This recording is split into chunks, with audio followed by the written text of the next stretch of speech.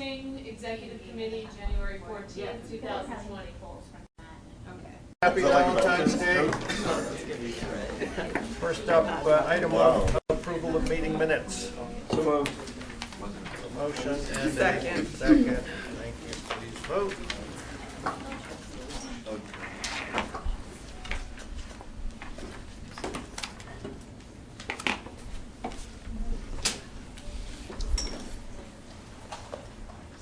Cool. Thank you.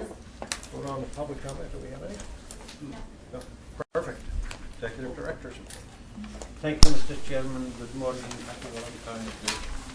A couple of things. 2 weeks ago, the Sandak Finance team and myself traveled to New York to sell bonds for the bike program. The timing could not be any better. The Commission's AAA bond was very well received.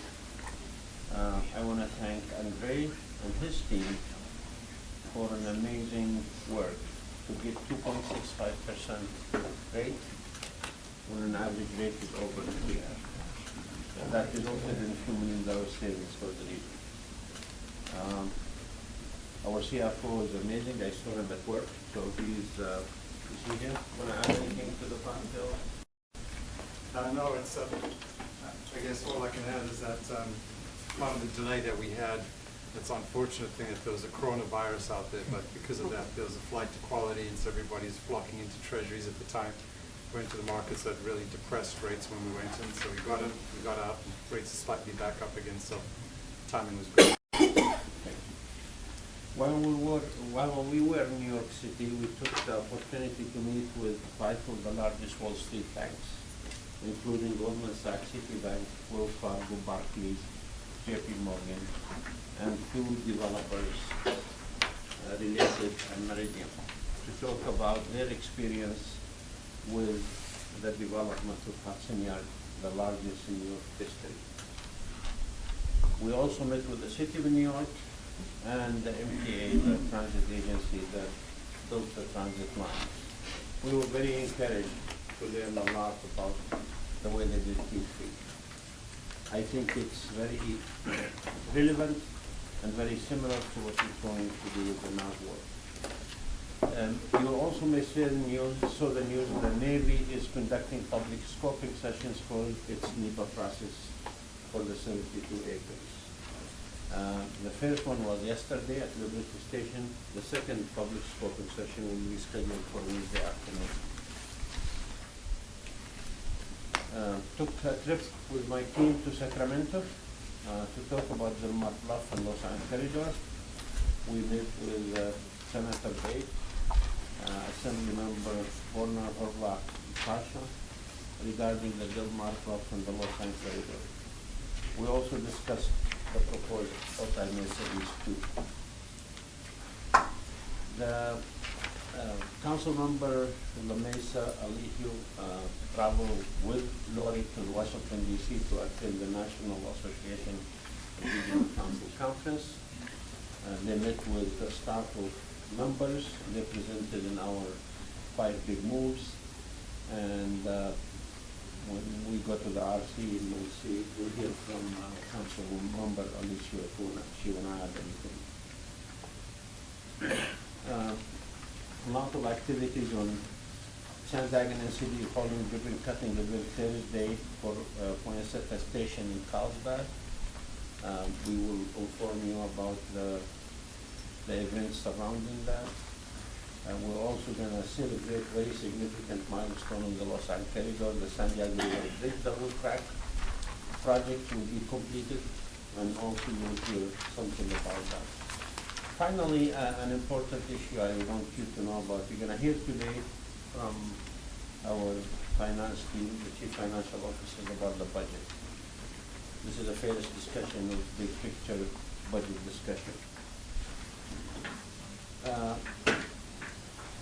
Last year, we spent a lot of time and effort and resources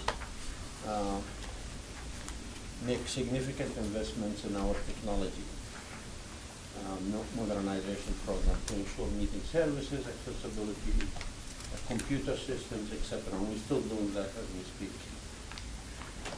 We did a lot of reclassifying and repurposing. We had a strategic planning exercise. We learned a lot about efficiencies. As I told you last year, we're going to continue to look at ways to get the efficiencies.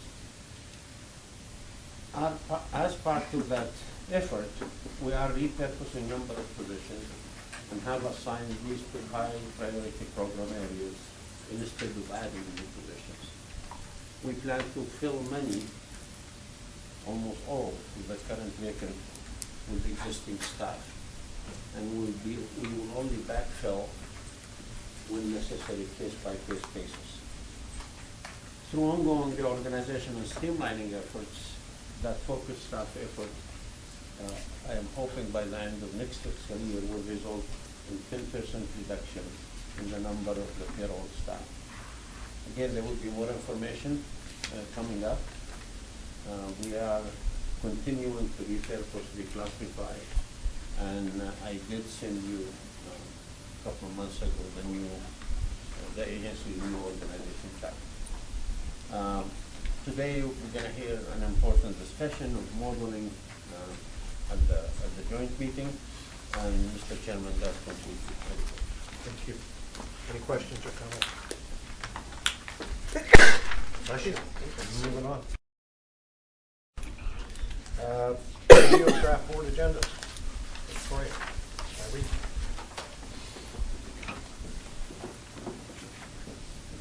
Good morning. Good morning. Happy Valentine's.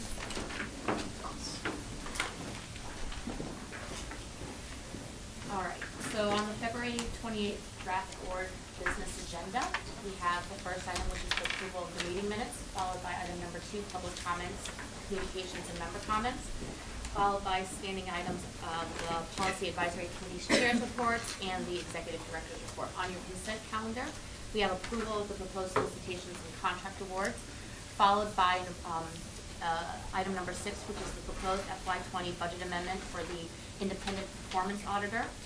Item number 7 is the Transnet Regional Transportation Congestion Improvement Program fee adjustment. We'll be looking for an approve there. Item number 8 is an update on the Transnet EMP program.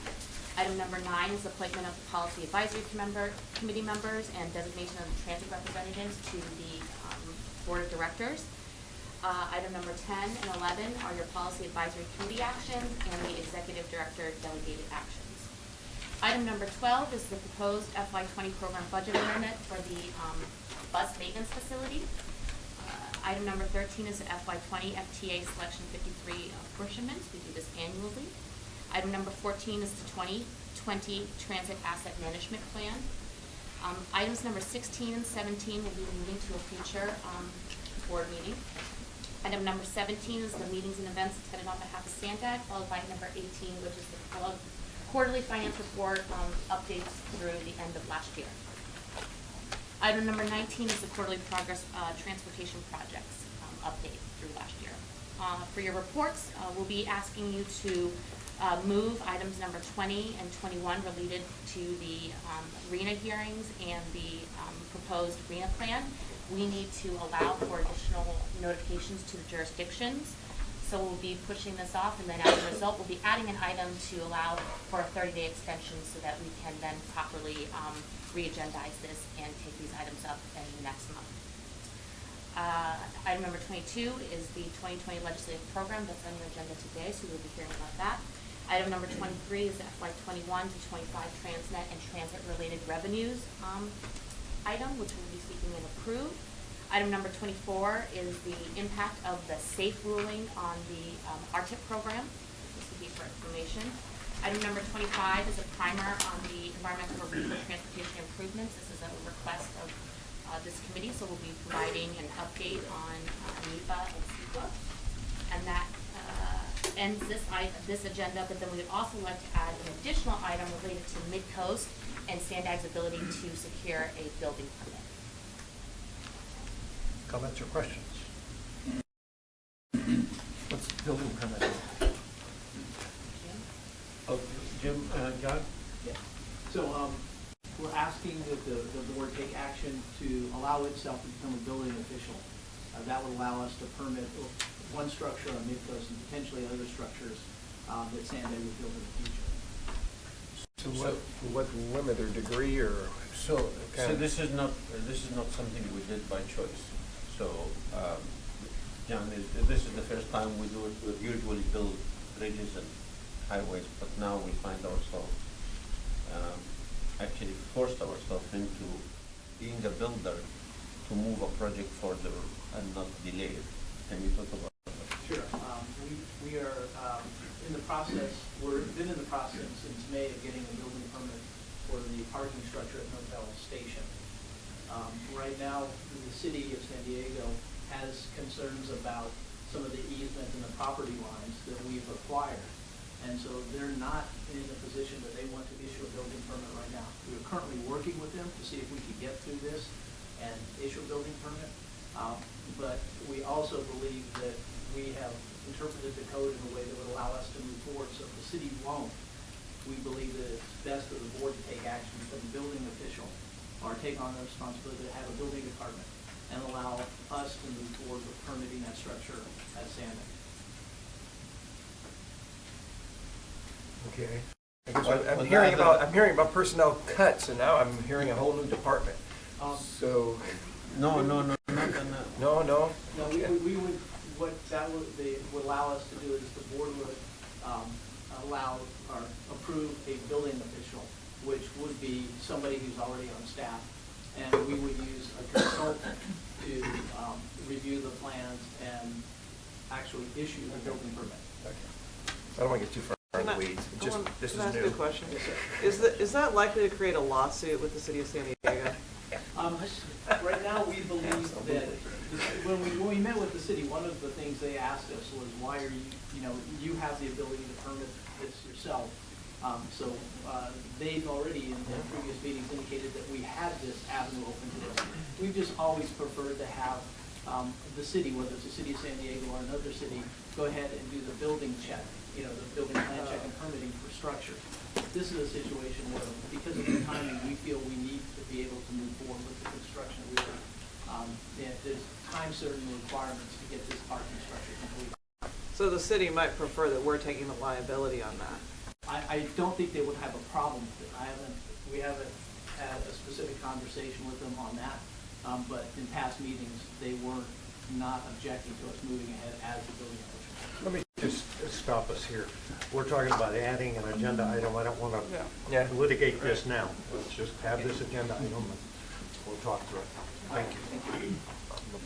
Just so, Mr. Chairman, so the supervisor, you have a choice. You have to demolish what you built and stop. I mean, that's. It was something new, and something that's- flashy went yeah, by. That's Grabbed it. Squirrel. So it's Yeah. not like you don't have Sorry. a choice. You do have a choice. Yeah, we'll talk about it in depth. Moving on. The next item is item number 4B, where we will be giving an update on the Board of Directors retreat agenda. So, Irene? Hi, good morning, everybody. I'm Irene McCormick, I'm the Director of Communications here at Sanday. I'm sure you're all wondering what's going to happen at the retreat. The retreat this year is from 2 p.m. on Wednesday, March 11th, through noon on Friday, March 13th. And we have a slate of industry experts who will be coming and talking to us. They're all very well equipped to talk about communities moving forward to facilitate conversations. We have regional thought leaders coming as well, and we have internal stakeholders who will be presenting to you. The registration closes in a week. I wanted to let you know that, but on the agenda, as you can see, which is in front of you, we have the opening ceremony. We have John Robert Smith, the chairman for Transportation for America. We have two local historians. I know some people think historians being foreign, but it's not. These are two local historians, one with the San Diego Union Tribune and one with the University of San Diego, presenting on San Diego's past, where we are now, and where we could head in the future. We have some Eric Drummond, the founder of the Innovation Corridor, coming on that evening. We also have on Thursday, our independent performance auditor will be speaking in the morning. We will have our strategic planning and organizational performance consultants talking to you in the afternoon, in the morning as well. And after lunch, we'll have the CEO of Courageous best-selling author Return on Courage be there. He will also be working on a large group team building activity outside on Thursday afternoon. And at dinner, we'll have a very interesting speaker. We'll talk about public policy and politics and how they work together.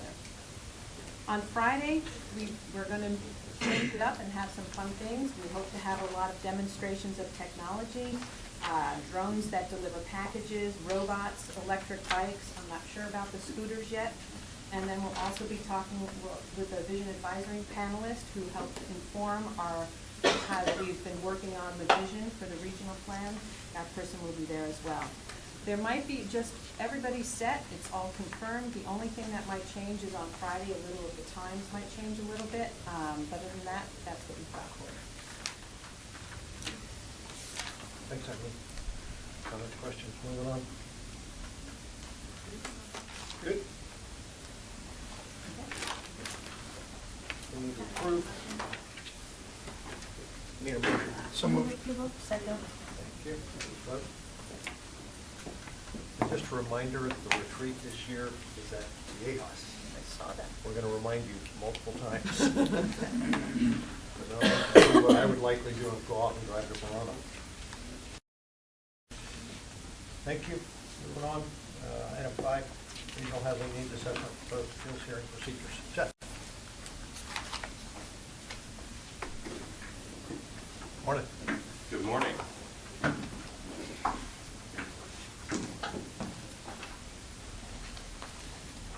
After the board approved the final RENA methodology and draft RENA allocation in November, cities and counties had 45 days to appeal the allocation. Sandag received appeals from the cities of Coronado, Imperial Beach, Lemon Grove, and Solana Beach. State law requires Sandag to hold a public hearing to consider the appeals, and attachment 1 in your agenda today lays out the proposed procedures developed for the RENA appeal hearing. In addition to being published with today's agenda, these were sent to the planning directors of each of the appealing jurisdictions. Yesterday, we received comments from 3 of the 4 appealing jurisdictions on these procedures. These comments requested that the procedures be modified in certain aspects. Those letters have been distributed to each of you, and I'll ask our general counsel to describe the requests in each letter. Thank you, Seth. So as we looked at these procedures and the comments on the procedures, the governing statute here in the government code has really one sentence that says, give notice, you have a hearing. It doesn't provide us with a lot of details on what that hearing looks like. So what we want to do is to look at procedures to make sure those are vetted and provide the most due process that we can to all these jurisdictions to make sure that we have a fair hearing and that you can weigh in on what you want that hearing to look like. So looking at the comments that we received, I'll go over the primary issues that were addressed in those, and there's a lot of common issues between those 3 letters. The first one is a request to continue the RENA hearings to a future date. And there's really 3 primary reasons that were set forth there. The first one is that jurisdictions didn't feel like they received proper 21-day notice as required under the statute. The second is to allow an analysis of newly released Department of Finance population forecasts, and to allow more time after the close of the comment period for jurisdictions to prepare responses to comments received. The public comment period, or the comment period on this, closes on, I think it's February 21st, and if we had a hearing on the 28th, that would be a pretty short time span. So ultimately, one of those I'll address specifically, and that is the 21-day notice. What staff did on this is they provided notice by publication and on our website within or outside of that 21-day window, provided more than 21 days notice. As I understand it, they were hesitant to send something directly to jurisdictions because this body and the board had not yet formally approved and set this hearing date. In retrospect, we should have done that differently. We should have sent communications to every jurisdiction individually. We feel like we can make the process stronger by doing that and continuing the hearing. So ultimately, our recommendation is to reschedule the RENA hearing for the board meeting on March 27th. And that is the next regularly scheduled board meeting that would allow us to provide 21 days notice. Doing this would also require an extension of the normal time period within which appeals must be held under the statute.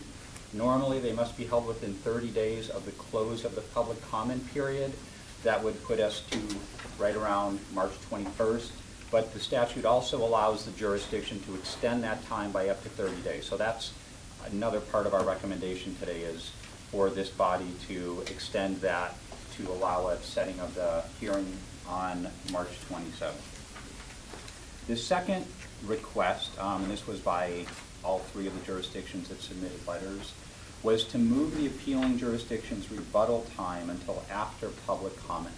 There's a lot of different ways that we can organize this, and ultimately what this does is it allows the jurisdictions to have the last word, to respond to not only staff's comments, but also to respond to what they hear in public comments. We feel like that's reasonable. We can accommodate that in the process, so our recommendation is to do that as well. The third request by all three is that the RENA appeal should be decided by a tally vote only, without use of the weighted vote. This is one where Sandag voting procedures are dictated by state law. Under Public Utilities Code Section 132.351.2a, in order to act on any item, and it's without condition, the tally vote is used subject to modification by the weighted vote. If we saw something specific in the RENA procedures that said for this is how the vote would be used, and it set some kind of a different vote, we feel like this is something that can be considered. But in the absence of any discussion here of any different voting procedure, my opinion is that the board is bound by the Public Utilities Code and has to continue to follow the standard voting procedure for consideration of these appeals.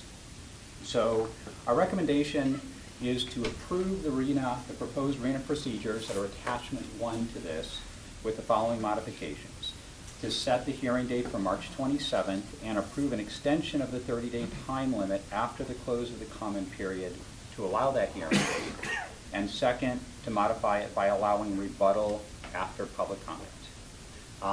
In terms of the Department of Finance and the comments on the Department of Finance, this is something, as will be discussed later today, we have, the request was allow more time to consider the impact of the Department of Finance updated population projections. We have spoken with HCD. The Department of Finance provides numbers to Sandag for use in the Regional Transportation Plan process. They provide numbers to HCD to set the housing need for every region. We talked to HCD, said we have new Department of Finance numbers. Is this going to change anything in the housing allocation? They said no. We set the housing allocation for your region based on a point in time. There will be no change to the allocation for the San Diego region. So we feel like we don't need any additional time to do that. We've got the answer from them. So ultimately, those are our two recommendations on these procedures. Questions? A question on the voting. You said that we have to stay with the standard voting. You said that we have to stay procedures that we have. So the standard is the current voting procedures. Is that right? That is correct. And the cities refer to and avoid such an unconstitutional outcome by adopting a policy proper under Government Code 120.102.5F and Article 4, Section 5A of the bylaws. What are they getting at there? Might somebody have a different opinion than you? That particular code section that's cited there, I think is Government Code. I think it might be a misstatement. There's no Government Code section that is that code section, but I think what they're getting to is citing to Sandag's operative statutes. So if we put in Public Utilities Code for Government Code, there it points to MTS's weighted voting procedures. So they're just pointing to Sandag's weighted voting procedures. So we've definitely taken a look at that, and there's no citation to any statute, any regulation, any law that would dictate anything other than Sandag's standard current voting procedures, other than saying that in due process you should treat this differently. So we don't see anything compelling that would cause us to depart from what's mandated by state law. Mr. Zito, do you have any? Yeah, I was going to. Well, one, I want to. Nay or? Thank you for asking me, but appreciate it. But yeah, we did have one of the comments. I did just want to start out by one other comment too, and I think this is just a, how would you say, conflation of the number of different things that are going on. But when the city of Solana Beach did submit comments at 8 a.m. yesterday morning. The staff response was, thanks for submitting comments, but we missed the deadline for public comments, the agency deadline for public comments, but they would go ahead and try to incorporate it. So I appreciate staff did that. I have a slight problem with the statement of we missed the agency deadline given the agenda wasn't published until 8 p.m. on Monday night. At least I didn't get it till 8 p.m. on Monday night. And but I think the deadline you're referring to might be the deadline for the appeals process. I don't know what it is, but we need to provide people the opportunity to comment on stuff. And so I want to make sure that they're, you know, this whatever that was referring to isn't used as an excuse to block distribution of stuff to the board in the future, because it is important that we get these comments, and I appreciate that it was done. With that respect, I mean, it sounds like we are, you know, considering following the 21-day notification period, so that's good. It sounds like the recommendation has been shifted to move rebuttals till after the public comment period, so that's also good. And I appreciate that because those are important items. I do think, you know, the other two items are really just for board consideration, which is just this whole updated projections on the population decreasing by 6.6%. Seems to be a salient point to me, whether there's a legal obligation or whether HCD is wanting us to take that into consideration. It is definitely an influencing factor of what we should be required to do as an agency, and I would advocate that we actually understand what that should mean to us and whether or not we think we should take that into consideration. And with respect to the procedural item, you know, I would advocate strongly that, you know, in order to remain this, to be looking like a fair process and a regional process, that it should just be a tally vote. I suspect one can argue either way. The staff's going to argue one way, of course, that we should be following one procedures. If you know, either direction that we go, particularly if we go the way that this whole process is outlined so far, which is everything's occurred only by a weighted vote, and if there is some question in law, of course, it just exposes us to the possibility of being sucked into litigation. So, if that's the outcome of it, but the irony of this is, of course, my assumption is even if the board chose to say, well, we want to go in saying it's only a tally vote, that decision could be overridden by a weighted vote. So I'm not sure. I'm not sure I can win anything here, but just pointing out and educating people that that I think by doing so, and if it ends up being a weighted vote, it will reduce or increase the probability of future problems for the board down the road. Thanks, David. Anything further? Is this an action item? This is an action item for Okay. you to approve these procedures and the extension of the normal 30-day period. Okay, I'll go ahead and make the motion. I think the recommendations that are being amended based on feedback makes sense. I'm just gonna defend the way you vote. I do, just from a city of San Diego's perspective, being that it's the largest city and that we're trying to step up related to this conversation. I do think that it's really critical all cities are not made the same. And we definitely need to, hoping that we can move beyond the numbers and really do the right thing. And it shouldn't be just imposed in one city to step up. So I definitely think that the city of San Diego is going to have a huge issue related to this weighted vote being utilized or not. And from my perspective, we're going to defend it. So I'll go ahead and make the motion. I'll second the motion. Why don't you just decide the whole thing right now? I have a motion and a second.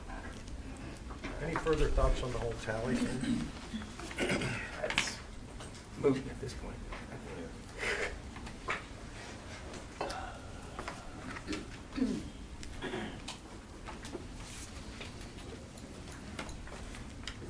Is it entirely, I have a quick question.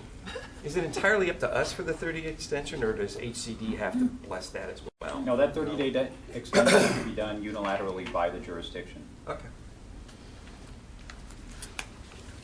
Okay. Thanks, Seth. Preliminary development of fiscal year 2021 program budget. Andre.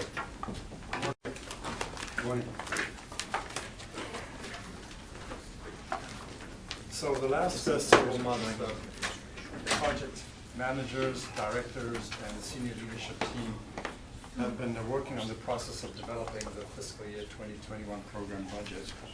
Today's report is to give you a preliminary information on the budget and the expected timeline. Our goal is to bring a final balanced budget to the board in May of this year. So the annual budget development starts by updating the agency's strategic initiatives and priority projects based on guidance that was given and feedback from the board over the last year.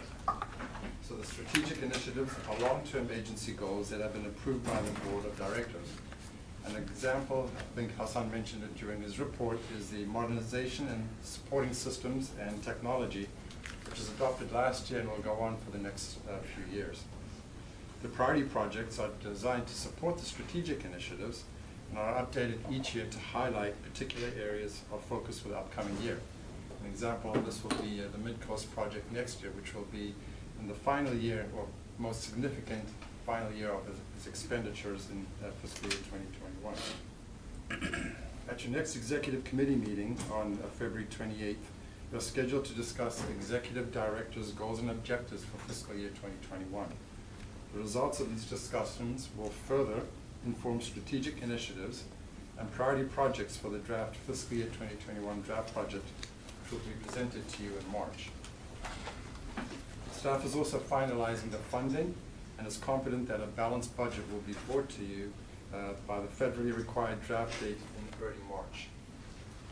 So attachment 1, which is on page 2 of the report and 19 of your tablets, looks at the current funding environment.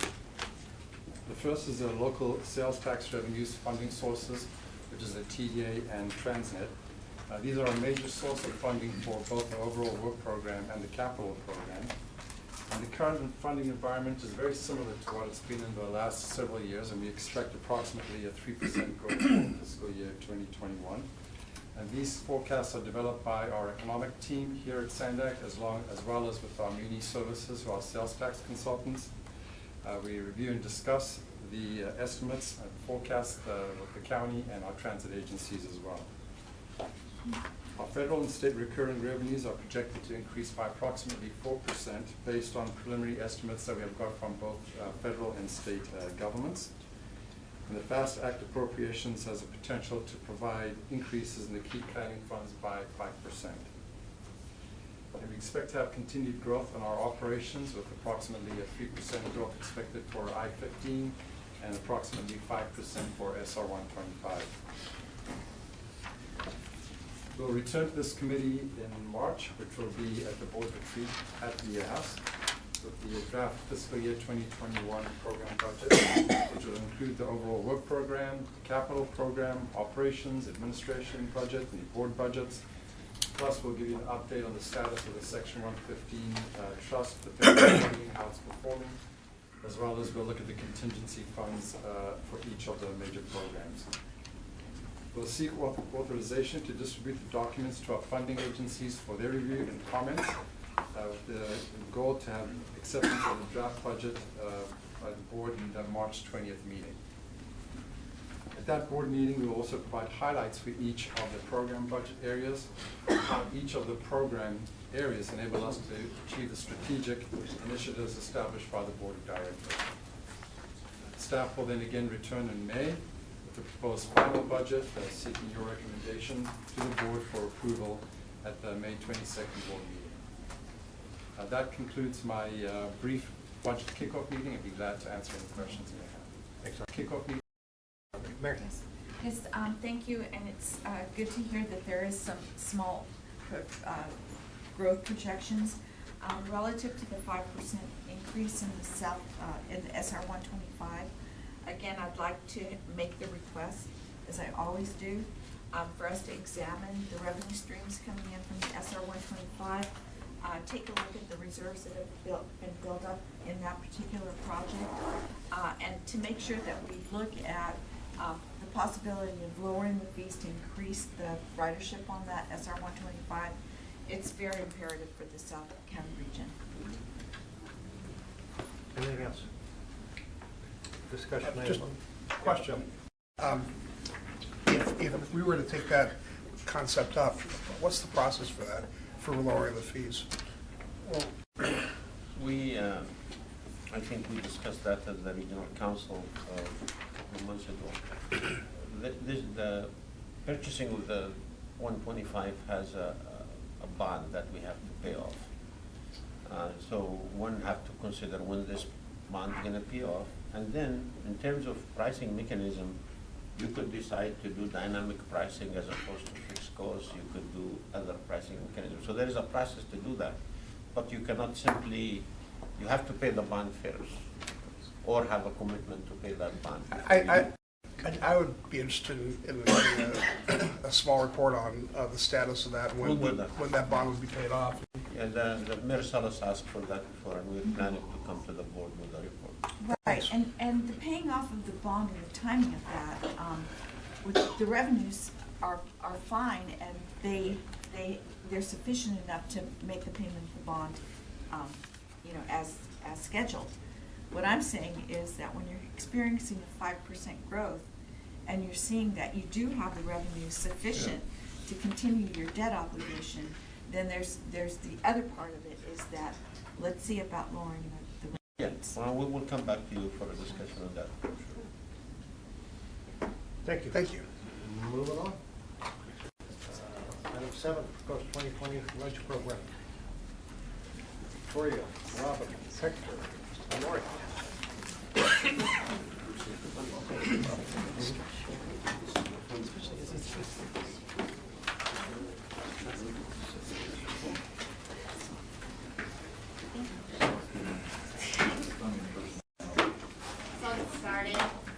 Thank you for the opportunity for our team to present to you the 2020 legislative program. This serves as a framework to carry out our priorities in Mexico City, Washington, D.C., and Sacramento. Our team works really hard to advance the priorities and goals of this agency, especially with the feedback that we get from this committee. So this year we have no substantial changes to the program. However, we've highlighted focus areas where we think that this will be where we'll be spending a majority of our time.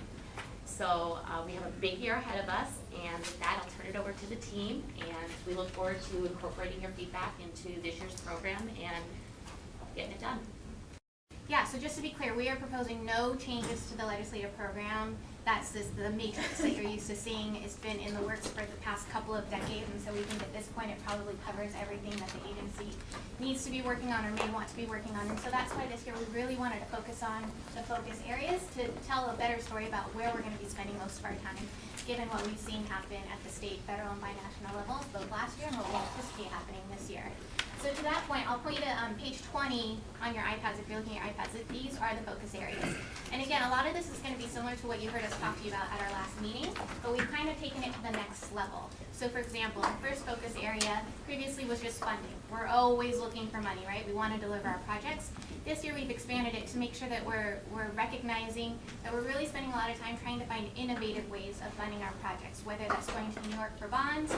Earlier this week, we traveled to Sacramento and met with iBank, which is the infrastructure bank. It's an arm of the Governor's Office of Business and Research. And so looking to the state to see are there opportunities for us to partner with you and access funds that we may not be able to do on our own or get loans to help deliver some of our projects. Similarly, we've gone and we've met with the Energy Commission, the California Energy Commission, to see what other non-traditional grant programs may we be able to access that we typically wouldn't look at in the past. So we're continuing to look into different ways of funding both at the state level and at the federal level. Yes, so at the federal level, we'll continue to work through kind of our traditional processes for funding requests, and that's through our appropriations and authorizations requests, and we're currently submitting those appropriations requests right now. On the non-traditional side, we're looking to different authorization acts like the Defense Act to look for funding for things like Del Mar Bluffs, as that's designated as a strategic rail corridor for the defense. And speaking of Del Mar Bluffs, so a bill that you have included as part of this report specifically is Assembly Bill 2062 that was introduced by Assemblymember Tasha Horvath, one of our legislative delegation members, co-authored by Assemblymember Todd Gloria. And that's essentially an appropriations request out of the state general fund for $5 million to support this agency's efforts to study the long-term solution to moving the low sand corridor tracks off of the bluffs. So that's one example of how we're already moving quickly with our delegation to try to access other funds through the state budget process. We then move into the project delivery focus area, which is a new focus area altogether. As many of you know, SANDAG's a pretty unique agency. Unlike the agency where we stole Hassan from, they were primarily focused on planning. SANDAG also has the authority to construct projects, and as such, we're always looking for innovative ways to bring projects faster and more efficiently to the public. And one example of that I can think of is the construction management general contract project delivery method that we use for Midcoast. This year we are going to be looking at streamlining the project delivery process for the Central Mobility Hub and Airport Connectivity Project in particular. So that's another ongoing conversation that we're having with our delegation to see if there's any legislation we may be able to pursue this year to help us, again, expedite project delivery.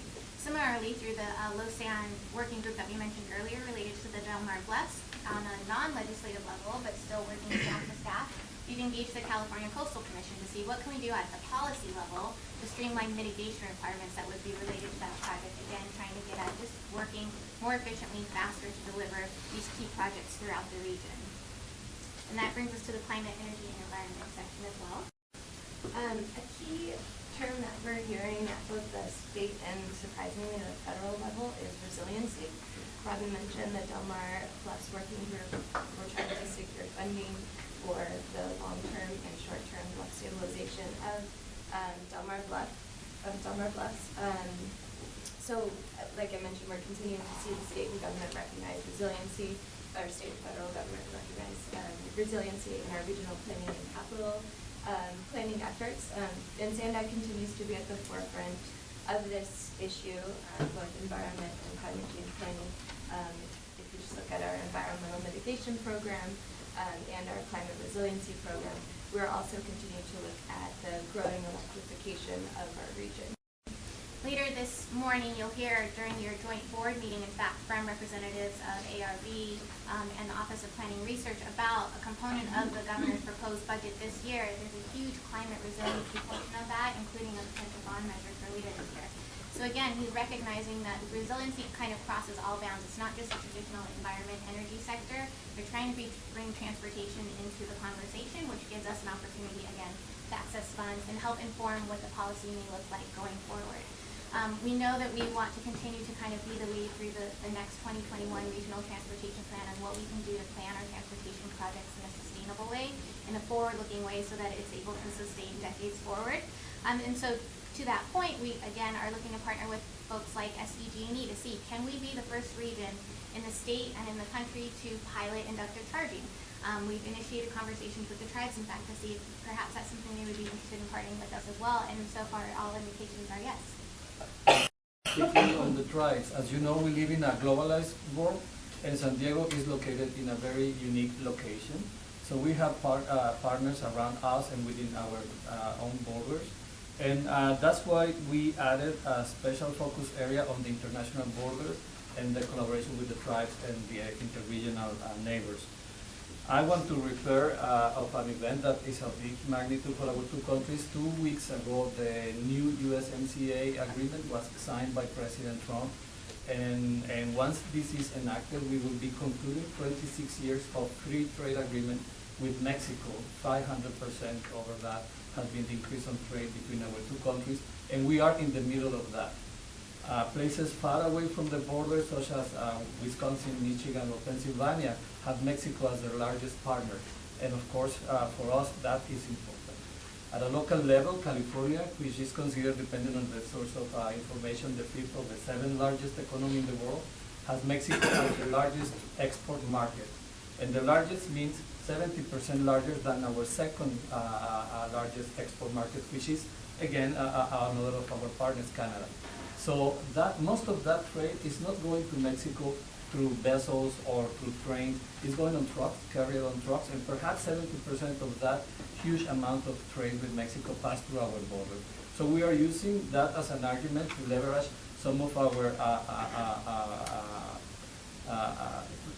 looking for funds, and we use the border as an argument to be competitive against other regions. In California, not all of them have this argument. Also, at a local level, in December of last year, Governor Newsom announced the reactivation of the Commission of Las Californias, along with his counterparts from the state of Baja California and Baja California Sur. And that only anticipates that at a local level, we will continue having very strong relationship with Mexico. As you know, our flagship project is the State Route 11 and the Otay Mesa East port of entry. And as we speak, we are trying to conclude the planning level, and later on this month, on the 28th, the Borders Committee is going to receive the report on the innovation analysis study. It took us some months or over a year or more to do this, but it comes with a lot of information that eventually will go to you and to the board of directors. So we will be seeking for your support on that. While we are moving to a design phase on this project, we are also looking for funds on a federal level from the Department of State infra grants, or maybe at a state level from the Transportation Corridor Investment Program. So we will be seeking for your support. And as we mentioned it before, the tribes are part of our region, and we will continue to have strong and active communication with them, but we are trying to move from walking to doing things, and the same as with our other neighbors, Orange, Riverside, and Imperial County. Thank you. Sure. We'll wrap up the last couple of focus areas. So housing and affordable housing will continue to be a priority just like last year. As you know, we worked closely with Senator Bell on Senate Bill 5, which was like the redevelopment 2.0 bill. We reintroduced it this year because it was vetoed by the governor last fall as Senate Bill 795, so we'll continue to watch that. It sounds like it's probably going to become part of the state budget discussions over the next few months. And the last one is technology and data. Yes, so we, with this focus area, we added data as part of technology and data. As you all know, data and technology, they're kind of the backbone for all that we do here at SANDAG. Data is literally driving how we are planning for the 5 big moves, and we're continuing to use data on a day-to-day basis to solve some of our most complex problems. Our staff is advocating for the access to more data, like with transportation network companies, Uber, Lyft, Bikeshare. And then we're looking for opportunities to pilot new systems and establish best practices through the Surface Transportation Bill reauthorization. And at the same time, we're looking to implement the next OS through the 5 big moves. So that's where we are with technology and data. And we just wanted to highlight that because technology, you know, we're spending a lot of time with you. Hopefully you recognize that through these board workshops to recognize how the face of transportation is changing. We need to take the same efforts to help educate our policymakers as well in Sacramento and DC so that the policies we're implementing can be supportive of where we're trying to go as a region, right? And so that takes a lot of time. So you'll be hearing a lot about a lot of trips of delegations coming down here or us wanting to get you up to Sacramento and DC. That's to have those conversations to try to teach the policymakers up there what transportation really looks like these days. And then on data, as important it is that we need data as an agency to do our work. You know through our service wheel how important it is for your jurisdictions to do their work, but it's also a way for us to be a resource to our government partners. And so, for example, the CalEnviroScreen tool. This is a statewide tool that Sacramento uses to identify disadvantaged communities throughout the state. This is important for funding eligibility and grant programs, right? Because of our partnerships in Mexico and our access to data, we've been able to work directly with the California Environmental Protection Agency to give them this data that they can then incorporate into their tools to provide a more accurate representation of what's going on in the San Diego region. So we saw a huge difference between the second version of CalEnviroScreen and the third version, and we're working with them on the 4th version that's expected to be released later on this year. So those are just some examples of the work that we've been doing and continue to plan to continue doing, and we love any feedback or discussion that you'd like to have for the for you. Yeah, and this item is slated to go before the board on February 28th, as I mentioned earlier, during the board agendas. So as you can tell, we have a robust advocacy slate that we are going to be pushing forward this year, and with your input and feedback, we hope it will be successful, and at the end of the year we'll wrap up and count our chicken before. You know what I'm Yes. Comments, questions? I have one comment. In relation to the climate, energy, and environment, and water's missing here. Do we ever involve ourselves in that? And we should, I think. So, if I'm remembering correctly, it is in the legislative program. It didn't get elevated as part of the focus area, but pending your feedback, I think we're happy to incorporate it into the focus area. I can point you to the goals. Okay. Well, okay. Oh, yeah, you can point to that, but I do think that it should be elevated, just because, I mean, just water in terms of consumption, but water in relation to, I can think of the Tijuana River being such a huge issue, it should be elevated to that like level. water quality, making sure that we're monitoring efforts. And Right. Okay, great. Yep. I don't know, it just kind of scares me when I hear staff telling me we have to change the policy, the elected officials and their outlook on transportation and how it's changing and how we need to teach them that it's different. Well, we also, I agreed to an extent of that, but we also have a system we have to maintain and keep in place as well. So there's not, you can't just throw everything in one basket and say, we're doing this, and moving forward, damn the rest. It's sort of like, if you're ever in business, you know, you're always looking for new customers, but you got to take care of that 80% that you already have as customers and make sure they're satisfied and they're getting what they need as well. So I don't want to exclude roads and infrastructure in the outer areas of San Diego County that just trying to change people's minds on a different phase. It's not going to change that quickly for many of us. And, you know, all the plans that we're putting forward, 20, 30 years out, we still have to take care of what we have. So I'd like to keep that in your thoughts when you're talking about changes. You also have to maintain what we have. Certainly. And when we're talking about technology, it's really about maximizing the system, right? And so we're definitely not neglecting that part of the conversation. Mr. Mitchell. I'm not sure if this fits into the legislative, but it may. When you talked about the bluff stuff and the rerouting, well, I guess the question I'm going to have is that existing right-of-way, does that go away? Who is going to own it? And then who's going to ultimately be responsible for the continued stabilization?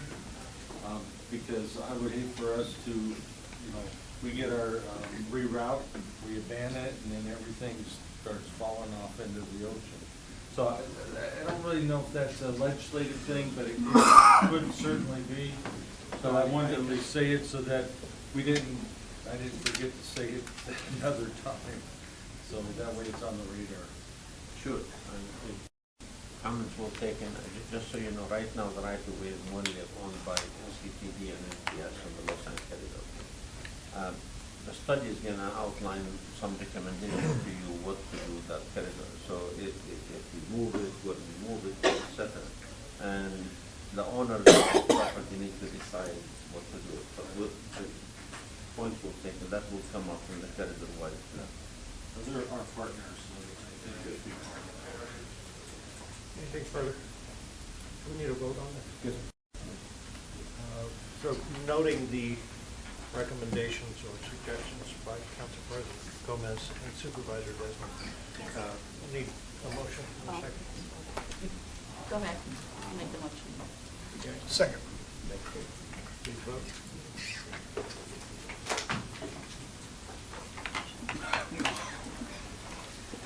Thank you all. Reminder, there is a special executive committee meeting, 8 a.m. on February 28th. Put that on your calendars, please. And with that, we are adjourned. Yes. Special.